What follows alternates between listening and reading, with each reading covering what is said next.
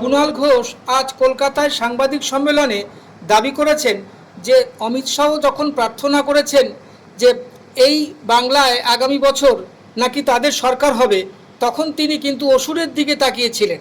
অর্থাৎ এই রাজ্যে তো কখনো অসুরের সরকার হবে না, এই বলে তিনি বিজেপিকে কটাক্ষ করেছেন। এবং বিজেপি যে বাংলা বিরোধী এবং নারী বিরোধী, সেটাও কিন্তু আজকে কলকাতা হাইকোর্টের রায়ে আবার প্রমাণিত হয়ে গেল। কারণ একজন ভদ্রমহিলা তাকে এরকমভাবে বাংলা কথা বলার জন্য তিনি যখন বলছেন তিনি বীরভূমের বাসিন্দা, তাকে কিছুতেই শোনা হলো না তার কথা, উল্টে তাকে কী করে সীমান্ত পেরিয়ে তাকে কিন্তু পার করে দেওয়া হলো। এটা অত্যন্ত অন্যায়। হাইকোর্ট বলেছেন তাদেরকে ফিরিয়ে আনতে হবে। অর্থাৎ বিজেপির সমস্ত নীতি বাংলায় কথা বলা লোক দেখলেই তাকে বাংলাদেশি বলে দাগিয়ে দেওয়া এবং নারী জাতির প্রতি তাদের প্রবল লাঞ্ছনা কিন্তু এই ঘটনা প্রমাণ করে। দেখুন আজকে কুণাল ঘোষ সাংবাদিক সম্মেলনে আরো কি বললেন। একজন মাকে অপবাদ দিয়ে শুধু বাংলা ভাষায় কথা বলার জন্য বিদেশি বলে দেশ থেকে বার করে দিচ্ছে আপনার সরকার, আপনার এজেন্সি গুলো। বিজেপি ক্ষমা চাক। অমিত শাহ কলকাতায় আছেন। অমিত শাহ এই হাইকোর্টের রায় থেকে শিক্ষা নিয়ে আগে মানুষের কাছে ক্ষমা চান আপনারা। কি করে বাংলা বলার অপরাধ বলে আপনারা, বাংলা বলা নাকি অপরাধ, বাংলা নাকি ভাষা নয়, আপনারা বলছেন পাঠিয়ে দিলেন।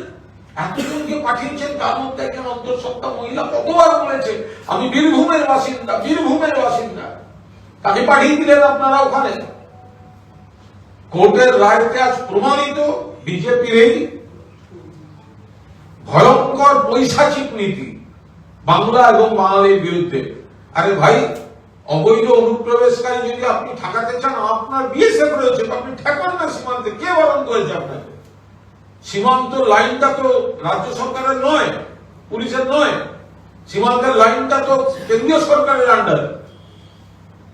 আইন বদল করে সীমান্ত থেকে 15 কিলোমিটারের বদলে সীমান্ত থেকে 50 কিলোমিটার আপনি বিএসএফ এর এখতিয়ারে নিয়ে নিলেন, আর বড় বড় কথা বলছেন অনুপ্রবেশ নিয়ে। আর যারা ভারতীয় বাংলায় কথা বলছে তাদেরকে আপনাদের রাজ্যগুলো থেকে ধরে ধরে ওখানে পাঠাচ্ছেন। অন্তঃসত্ত্বা মহিলাটিকে ওইভাবে পাঠিয়েছিলেন। মহামান্য আদালতকে ধন্যবাদ যে তারা ন্যায় বিচার দিয়েছেন। কেন্দ্রীয় সরকার ক্ষমা চাক, অমিত শাহ ক্ষমা চান, দুঃখ প্রকাশ করুন।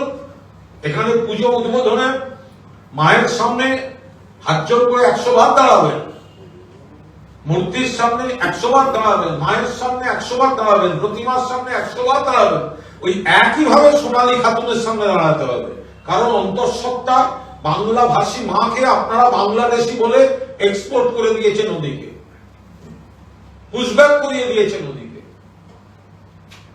কোন কারণে তার এই যে শারীরিক মানসিক যে চূড়ান্ত হেনস্থা হলো, কোন ক্ষতি হলে দায়িত্ব কে নেবে? কেন্দ্রীয় সরকারের। ফলে আমরা পরিষ্কার বলছি, কেন্দ্রীয় সরকারের নীতি বাংলা বিরোধী, বাঙালি বিরোধী, নারী বিরোধী, সেটা আজ কলকাতা হাইকোর্টের রায় পরিষ্কার হয়ে গেছে।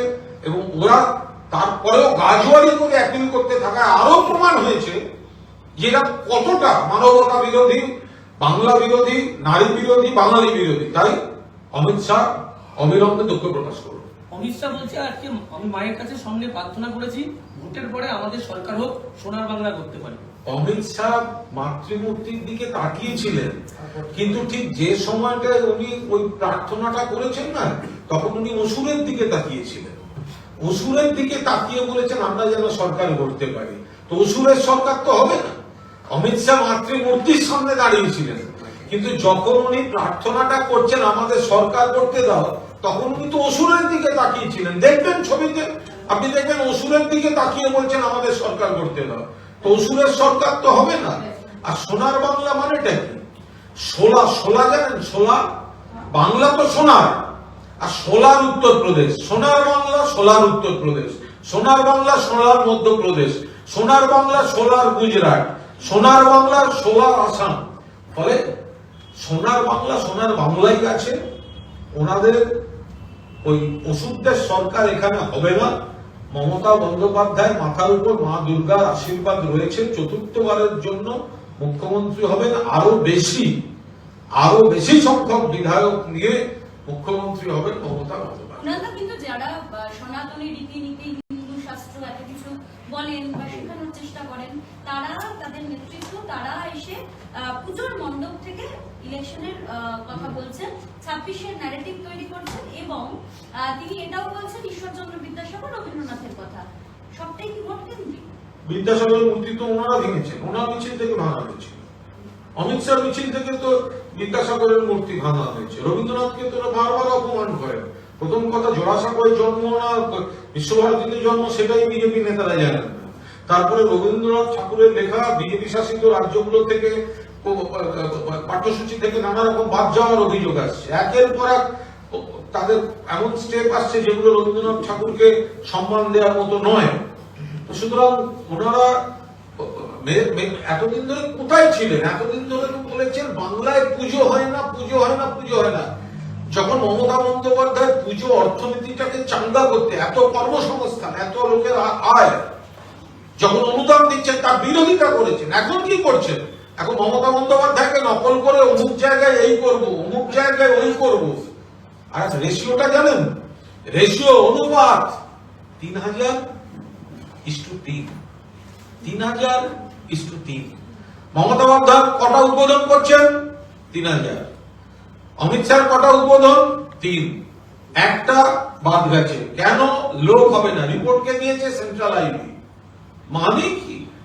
আমাদের ভিডিও ভালো লাগলে লাইক ও শেয়ার করুন, কমেন্ট সেকশনে গিয়ে জানান আপনাদের মতামত। আরও ভিডিও পেতে চ্যানেলকে সাবস্ক্রাইব করুন। প্রতি মুহূর্তে খবরের আপডেট পেতে প্রেস করুন বেল আইকন।